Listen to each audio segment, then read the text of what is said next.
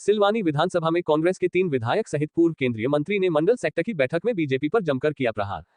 जहां 1 और 7 जून को मप्र के मुख्यमंत्री शिवराज सिंह चौहान सिलवानी विधानसभा के बहोरी में आमसभा को संबोधित करेंगे। वहीं आज सिलवानी विधानसभा में कांग्रेस के 3 विधायकों सहित पूर्व केंद्रीय मंत्री ने मंडल सेक्टर की बैठक में बीजेपी पर जमकर किया प्रहार। वहीं प्रधानमंत्री द्वारा संसद भवन के लोकार्पण पर राष्ट्रपति को शामिल नहीं करने पर निंदा की। रायसेन जिले की सिलवानी विधानसभा में 1 नहीं 2 नहीं 3 विधायक सहित पूर्व केंद्रीय मंत्री सुरेश पचौरी ने जमकर बीजेपी सरकार पर हमला बोला। संसद भवन के उद्घाटन को लेकर पूर्व केंद्रीय मंत्री सुरेश पचौरी ने कहा कि महामहिम के स्थान पर प्रधानमंत्री जी ने उद्घाटन किया, उसकी हम निंदा करते हैं। वही कांग्रेस पार्टी के लिए उम्मीदवार महत्वपूर्ण नहीं है, पार्टी महत्वपूर्ण है। यह हम सभी संकल्प ले रहे हैं और कार्यकर्ताओं से संकल्प दिला रहे हैं। बीजेपी सरकार में किसान परेशान है, उसे वाजिब दाम नहीं मिल पा रहे हैं। वही गरीब और अनुसूचित जाति जनजाति के लोग परेशान है। नारी शक्ति का सम्मान होगा, भरपूर रोजगार देंगे, महिलाओं को 1500 रु प्रतिमाह देंगे और रोजमर्रा की आवश्यक वस्तुएं का दाम कम करेंगे। जीतू पटवारी ने कहा कि आज जो अपराध का ग्राम बढ़ रहा है, सरकारी कर्मचारी परेशान है, यह प्रजातंत्र नहीं है। किसानों की दयनीय हालत है, उन पर गोलियां चलाकर डरवा रहे हैं। वही पूर्व पूर्ण मंत्री वर्तमान सिलवानी विधायक पर तंज कसा कि कैसे रामपाल सिंह चुनाव जीतते हैं। वही कांग्रेसी नेताओं से मिलकर छोटे छोटे मतदाताओं को तुड़वाते हैं, लेकिन अब ऐसा नहीं होगा। वही कालापीपल विधानसभा के विधायक कुणाल चौधरी ने कहा कि हमें 150 से अधिक सीटें लाना है और कांग्रेस की पूर्ण बहुमत की सरकार बनाना है। वही 1500 रुपये महिलाओं को देना है और 500 में रुपये गैस टंकी भरी जाएगी। मध्य प्रदेश सरकार की असफलताएं किसी भी सरकार की कामयाबी का पैमाना होता है कि उस सरकार ने प्रदेश में शिक्षा, स्वास्थ्य और रोजगार के मामलों में क्या क्या काम किए।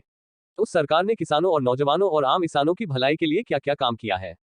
इन सब पैमानों पर जब हम भाजपा की केंद्र सरकार की बात करते हैं तो प्रधानमंत्री का अच्छे दिन लाने और विदेशी बैंकों से काला धन वापस लाने का वादा, प्रत्येक जन के खाते में 15 लाख रुपए देने का वादा, प्रतिवर्ष 2 करोड़ नौकरियां देने का वादा, महंगाई कम करने का वादा, वर्ष 2022 तक सबको आवास देने का वादा झूठा निकला।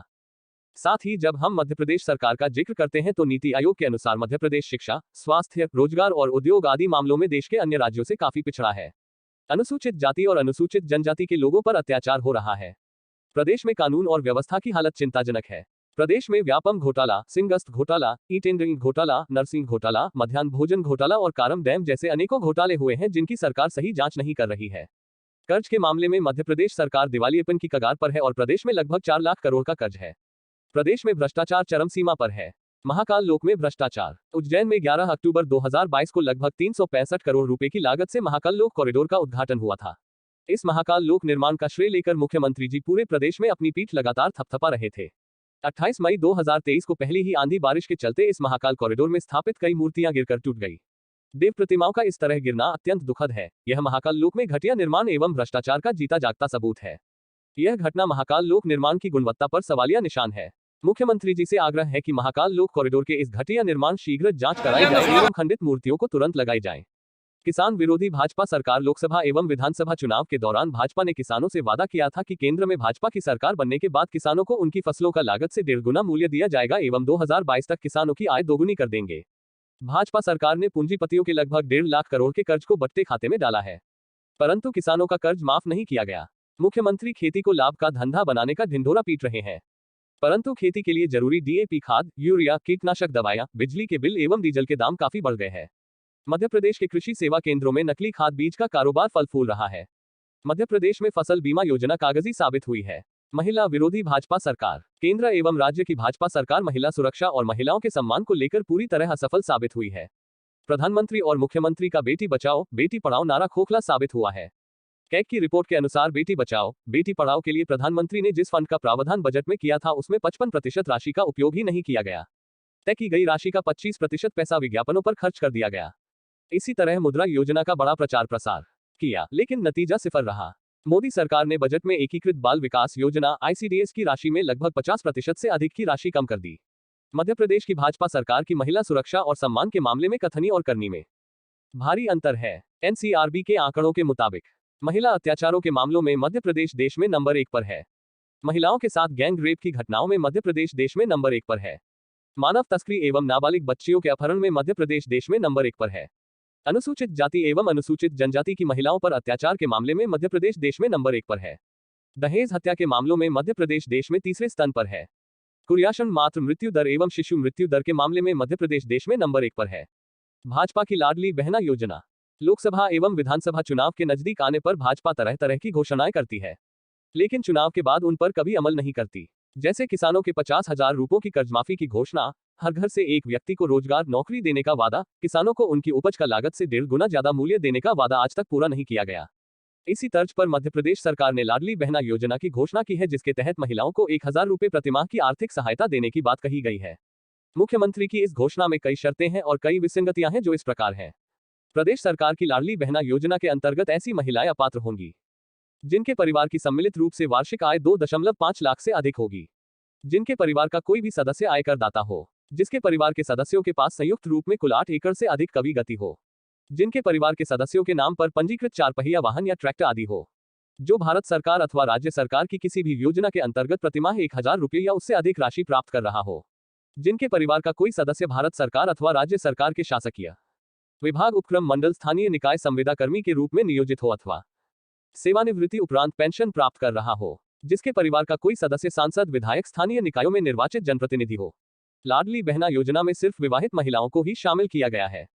प्रदेश में कांग्रेस की सरकार बनने पर हम इन सब विसंगतियों को दूर करेंगे, यह कांग्रेस का कथन नहीं, वचन है। नारी सम्मान योजना। प्रदेश कांग्रेस अध्यक्ष श्री कमलनाथ जी ने नारी सम्मान योजना शुरू की है। इस योजना के तहत मध्य प्रदेश में कांग्रेस की सरकार बनने पर मंजिलाओं को 1500 रुपये प्रतिमाह की आर्थिक सहायता दी जाएगी। रसोई गैस सिलेंडर 500 रुपये में उपलब्ध कराया जाएगा। हिमाचल प्रदेश में कांग्रेस की सरकार ने महिलाओं को 1500 रुपये प्रतिमाह देने का फैसला किया है तथा राजस्थान की कांग्रेस सरकार रसोई गैस सिलेंडर 500 रुपये में उपलब्ध करा रही है। हिंदुस्तान के कांग्रेस के कार्यकर्ताओं को दिलाया है कि मध्य प्रदेश में 150 सीटें आ जाएगी। ये बात उन्होंने कही है कि कम से कम 150 सीटें आएगी और उस बात को हमें आगे बढ़ाते हुए एक सीट आप लोग जिता देंगे। एक सीट अगर आपने जिताने का काम कर दिया तो 150 क्या, हम कहीं ना कहीं 200 तक भी पहुंच जाए तो कोई बड़ी बात नहीं होगी। मैं निवेदन करने आया हूँ कि कोई बातें हो, छोटी मोटी बातों को भूल के आने वाले भविष्य के लिए इस बात के लिए तैयार रहने का काम करो कि कैसे आम जनता को 100 यूनिट तक बिजली फ्री हमें करानी है, कैसे किसान का कर्जा माफ कराना है, कैसे बहनों को 1500 रुपए दिलाने हैं। इस बात के साथ और कैसे हर व्यक्ति की महंगाई कम करने के लिए 500 रुपए गैस की टंकी देने का हमें काम करना है। मैं निवेदन करने आया हूँ, मैं आग्रह करने आया हूँ कि पूरी ताकत के साथ एक बूथ जिताने का काम करो।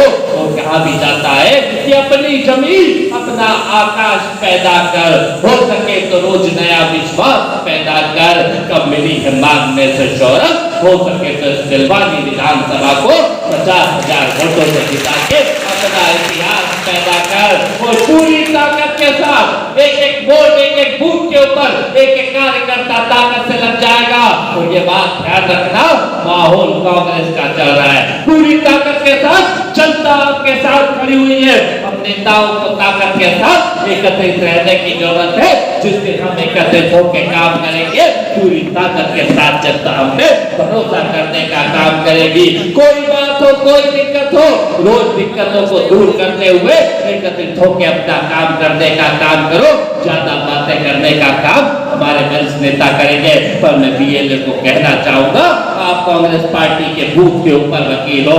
एक वोट जुड़वाने से लेकर जो फर्जी मतदान बीजेपी करवाती है, इसे हटाने का काम आपको करना है। एक सेक्टर का अध्यक्ष पूरी ताकत के साथ घूमने का काम करना है। एक मंडल के अंदर एक नेता को बैठ के एक कार्यकर्ता के ग्रीवेंसेस को खत्म करना है। ब्लॉक अध्यक्षों की जवाबदारी है कि पूरी ताकत के साथ ब्लॉक चले।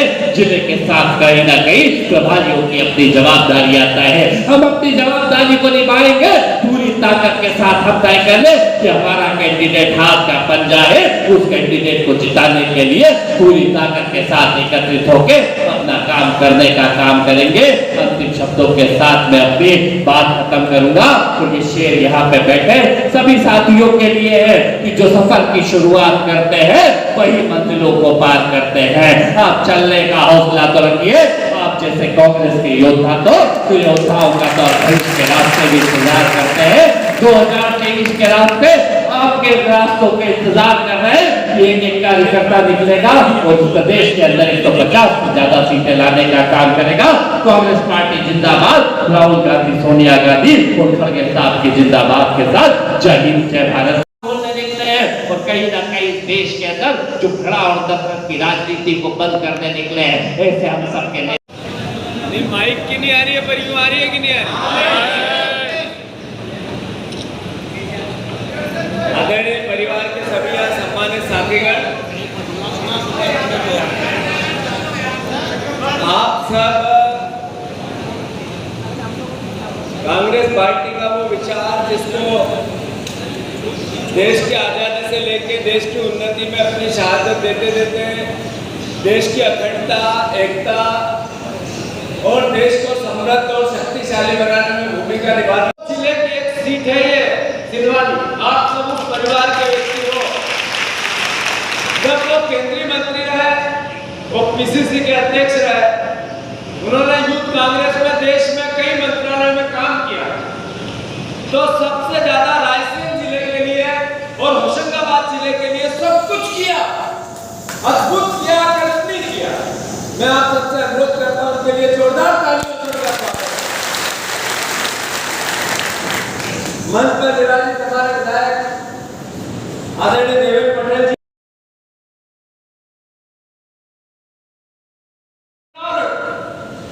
वो चाहे हमारे कविंद्र भैया हो, राजेंद्र भैया हो, योगेंद्र भैया हो, देवेंद्र भैया हो, अध्यक्ष जी, चाहे नीलमणि जी हो या और कोई साथी जिसका मुझे नाम ध्यान नहीं हो, आप सबका अधिकार है कि आप पार्टी से अपना हक परिवार के रूप में ले सकते हो, मांग सकते हो।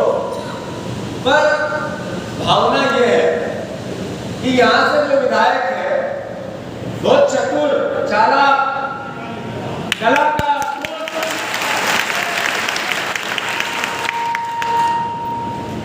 और हर तरह की फितरत को जानने वाला, उसको हराने के लिए सबसे पहले क्या करना पड़ेगा?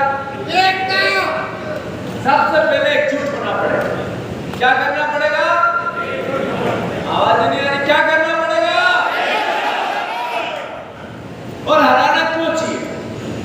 सिर्फ इसलिए कि हम कांग्रेस के और वो बीजेपी के, ये कारण तो है ही। आप सबको ध्यान है, अभी पिछले सत्र में मैंने 3000 रुपए क्विंटल किसानों के गेहूं की, धान की, अनाज की, ज्वार की, बाजरे की बात की थी। ध्यान है आप लोगों को?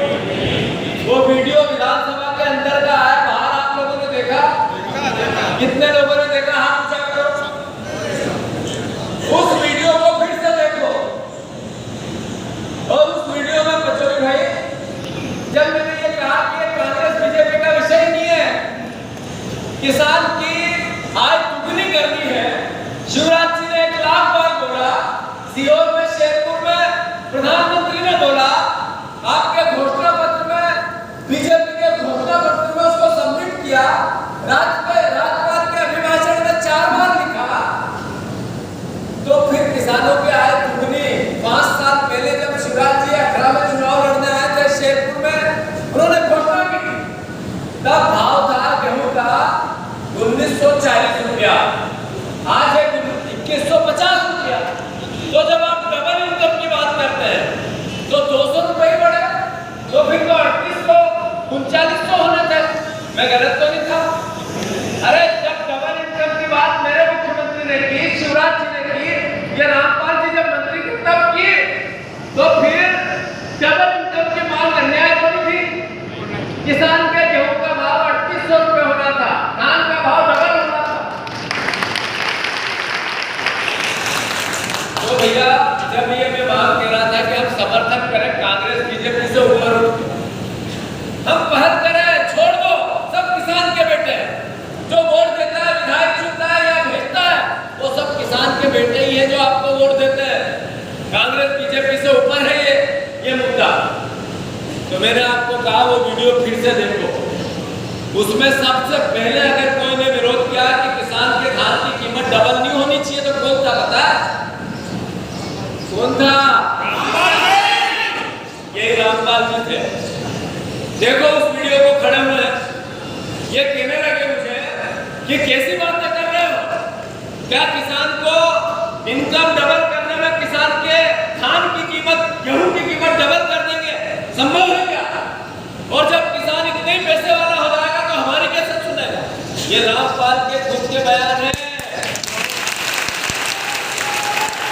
और ये मैं गलत कह रहा हूं। तो आप इस पत्रकार कितना यहाँ पे है क्या बोल है? तो ये पत्रकार बंधुओं के माध्यम से मैं रामपाल जी को कहना चाहता हूं, कि रामपाल जी आपने विरोध किया था और उस किसान का किया था जिससे आपने 3 बार वोट लेके सिलवानी से आप एमएलए बने हो। धान की कीमत का आपने विरोध किया था।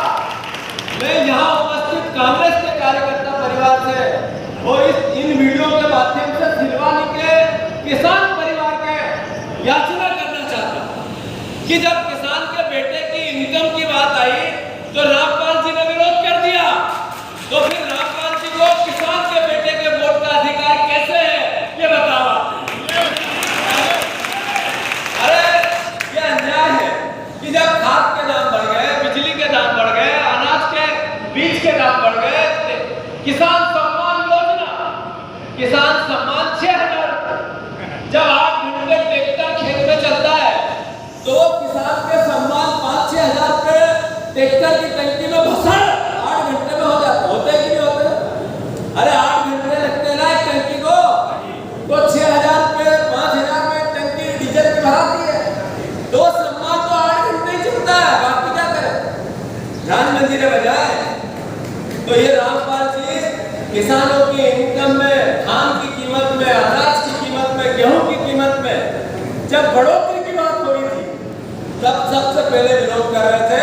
और जब मैंने इनको कहा कि मैं घर घर इस वीडियो को ले जाऊंगा, सिलवानी भी आऊंगा और आपको बताऊंगा कि रामपाल जी आप विरोध कर रहे थे, तो रामपाल जी कह रहे थे तुम्हारे जैसे कितने आए कितने गए, मैं ही जीता हूं सिलवानी से।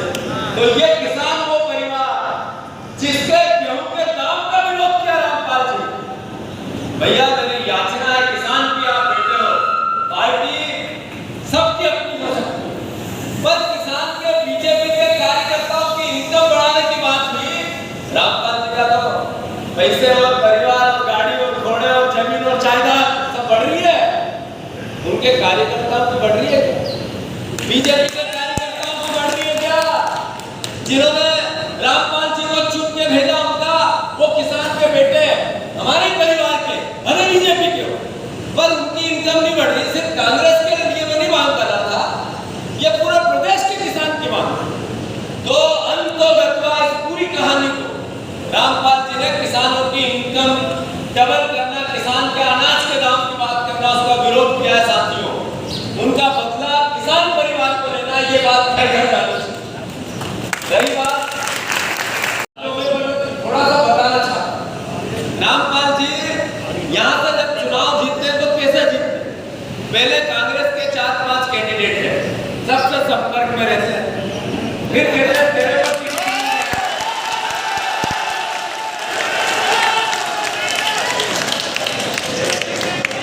फिर वो एक दूसरे के खिलाफ भड़काने की सतत प्रक्रिया करते रहते। दूसरा, कांग्रेस के कार्यकर्ताओं को और वोटरों को देखते रहते हैं, छाटते रहते हैं। जो गरीब कार्यकर्ता, गरीब परिवार का साथी है, उसको वो किसी न किसी रूप में संपर्क में रहते हैं। फिर एक बूथ पे 3 तरह के घर छटकाते हैं, एक कांग्रेस की विचारधारा का, एक बीजेपी की विचारधारा का और एक बीच का। जो बीच का और कांग्रेस के गरीब परिवार के लोग हैं, उनको चिन्हित करता है और फिर उनको 2-2, 3-3 हजार रुपए का प्रलोभन वोट के लिए देता है। मैं गलत तो नहीं कह रहा, ऐसे ही लड़ता है। जब ऐसे मतलब पैसे से ही चुनाव लड़ता, ये पैसा आता कहां से? ये पैसा मंत्री बने तो ही आया ना, कहां से आता है? अरे भारतीय जनता पार्टी शिवराज जी के अच्छे दोस्त है, तो जब 50% कमीशन की सरकार चल रही है, 50% कमीशन में रामपाल जी जब मंत्री रहे, वो पीडब्ल्यूडी मंत्री रहे, शिवराज जी के बहुत क्लोज परिवार के मंत्री रहे, तब 40% लेते थे, इस साल 50, इस बारी में। तो जब ये 40% कमीशन लेते थे, उसी का माल वापस जनता में बांट के चुनाव जीत के फिर 5 साल में आता है। बचोरी भाई, मैं राज की बात बताना चाहता हूं।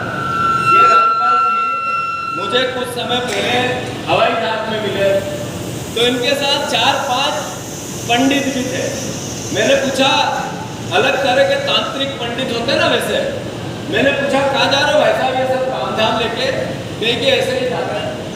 तो मैंने एकदम से महाराज जी उनके पैर छुए, देखिए मैं रामपाल जी के लिए तंत्र मंत्र करने जा रहा हूँ, तुम्हारी भी पूजा कर दूंगा, आ जाओ तुम तो। सरकार भी तुम्हारी, तुमने लूट के बना भी ली, विधायक भी खरीद लिए। अब शिवराज जी आपके खास दोस्त थे, वो मुख्यमंत्री भी, अब तंत्र मंत्री किसके लिए? कहे कि भाई साहब ये तो राजनीति है, तो राजनीति मतलब शिवराज को भी ये धक्का देना चाहते हैं, ध्यान रखो ये बात। तो ये सच्ची घटना में कभी झूठ बोलते ही नहीं, मेरे नेचर मेरे स्वभाव का हिस्सा है, मैं कभी गलत बयान नहीं करता और जो करता हूँ सच करता हूँ, डंके की चोट कर। अंतोगत्वा कमलनाथ जी ने पचौरी भाई ने मुझे एक जिम्मेवारी दी है। सिलवानी विधानसभा के विधायक ने 2 पाप किए, एक सरकार लोकतंत्र की हत्या करने में सजा के बना, विधायक खरीद फरोख्त में हिस्सेदार बना, और दूसरा किसानों की इनकम डबल करने की बात हुई तो विरोध किया है। इसलिए मुझे ये जिम्मेवारी दी कि इस बार यहाँ से कांग्रेस का विधायक बनना चाहिए। तो कांग्रेस का विधायक बनेगा कैसे? कांग्रेस का विधायक बनेगा कैसे? जब तक हम एकजुट नहीं होंगे, जब तक हम बूथ पर प्लानिंग से प्रोग्राम भी बनाएंगे, जब तक वोटर लिस्ट की जांच करके अपने नाम जुड़वाना और अवैध वोट कटवाएंगे, तो ये कांग्रेस परिवार के लोग, ये पब्लिक मीटिंग नहीं, ये अपनी फैमिली में, अपने परिवार में मैं बात कर रहा हूं। जब तक अंतरात्मा से कमलनाथ जी ने 1.5 साल में क्या गलती की यार, किसानों के 2 लाख रुपए तक के कर्ज माफ करने के लिए पैसे वालों को, उद्योगपतियों की गाली खाते रहे कि किसानों की मदद करते, ये गलती थी। उन्होंने 200 रुपया 200 यूनिट बिजली फ्री दे दी, क्या गलती थी उनकी? उन्होंने 300 रुपया जो पेंशन थी वो 600 कर दी, क्या गलती थी उनकी? उन्होंने ऐसा क्या काम कर दिया 15 महीने में, जिसमें भारतीय जनता पार्टी को ज्योतिराज सिंधिया उन्होंने कहा कि अगर किसानों का कर्जा समय पर माफ हुआ तो मैं सड़क पे आ जाऊंगा, अतिथि विधवा अतिथि शिक्षकों के साथ न्याय नहीं हुआ तो सड़क पे आ जाऊंगा। वो दोनों ही सड़क पे और ज्योतिराज सिंधिया मंत्रालय में क्या करती है? मैं तो इतना ही कहना चाहता हूँ, लंबी चौड़ी बात नहीं करूंगा, पर एक बात जरूर करूंगा कि ये संकल्प पचौरी भैया आपको जब दिला रहे थे, नर्मदा मैया की जय बुलवा रहे थे और संकल्प लेने की बात कर रहे थे, तब आप परिवार के लोगों को यह एहसास कि ये चुनाव चालू हो गया है, चुनाव चालू हो गया है। उसकी प्रथम मीटिंग आज है और पचौरी भैया के नेतृत्व में इस जिले की 5 की 5 सीटें हमें जीतनी है। तो उसके लिए हम सब संकल्पित हो, एकजुट हो, परिवार को बूथ पर विस्तार के साथ कैसे जोड़े, हमारे वोट बूथ पर कैसे गिरे, आज से बूथ पर वोट जीतने की प्रक्रिया, एक बूथ पर अगर 800 वोट है तो हमें 800 वोट में से 500 वोट के टारगेट को फिलफुल करके कैसे चले। कांग्रेस पार्टी टिकट उसी को देगी जिसका सब योग्य है, सब योग्य है, एक भी अयोग्य नहीं है। सबको मैं चाहूंगा X चाहे या Y चाहे कि टिकट इसका होना चाहिए। ये सोर्स अभी नहीं चलेगा, आप चलेगा 10 तरह के आंतरिक एक तरह की प्रक्रिया होगी, न्याय होगा, जो सबसे जितने में यूनिक पॉसिबिलिटीज होगी उसको पार्टी टिकट देगी, और जो दूसरे हमारे परिवार के लोग योग्य हैं वो टिकट से वंचित है, सरकार बनेगी तो वो भी विधायक से कम नहीं रहेगा, विधायक से ज्यादा भी रह सकता। मेरा हाथ जोड़ के निवेदन है, इस बार एकजुट होना है कि नहीं होना है? रामपाल जी के कोई षड्यंत्र में फंसना तो नहीं है? अरे जोर से बताओ, फंसना तो नहीं है? रामपाल जी के कोई षड्यंत्र में फंसना तो नहीं है? फंसना तो नहीं है?